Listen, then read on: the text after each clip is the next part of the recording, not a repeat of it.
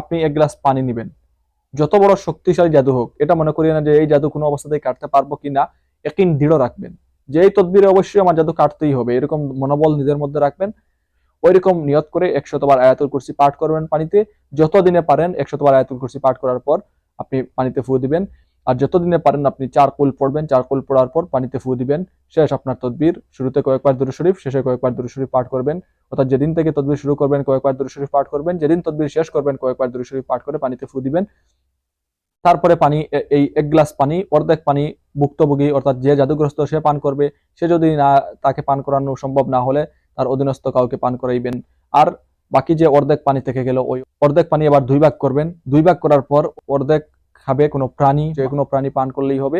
আর বাকি যে অর্ধেক থেকে গেল ওই অর্ধেক আপনি, আর যদি আপনার খাল পুকুর নদী থাকে তাহলে তো নদীতে ফেললেন। এই শেষ তদবির। যে কোনো দিন যে কোনো সময় করতে পারবেন।